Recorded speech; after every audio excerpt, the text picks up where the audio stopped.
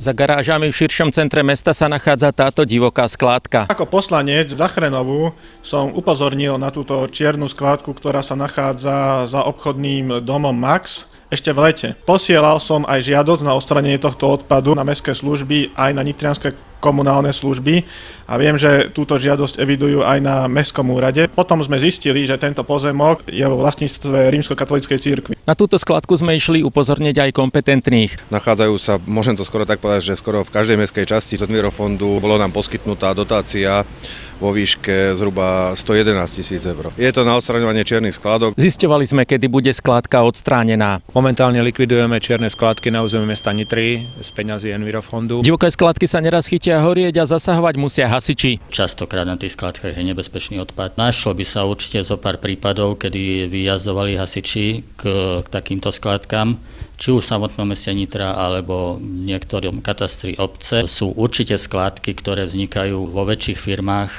ktoré hromadia vlastne odpad a vzniká tu riziko požiaru. Na takýchto skladkách sa nájde kadečo, no šéf komunálnych služieb spomína na jeden prípad. Keď naša obsluha musela ujsť zo svojho stroja a zvracala, lebo boli tam zbytky hospodárskych zvierat v rozklade a to vám poviem, to je nepríjemné. Tu by sme chceli aj apelovať na tých občanov, čiže aby tí ľudia vlastne zodpovednejšie pristupovali k tomu odpadu. Mesto Nitra im poskytuje 5 zberových dvorov, ktoré sú otvorené v podstate non-stop. Organizuje jarné jesenné upratovanie s veľkoobjemnými kontajnermi, kde ľudia takisto môžu dávať veľký odpad, ktorý nevleze do smetných nádok. Všetko to je v rámci ceny, ktorú občan platí mestu Nitra za odpad. Stanovisko cirkvi ako majiteľa pozemku sa nám nepodarilo získať, no problém budeme naďalej sledovať. Jozef Jurík, televízia Nitrička.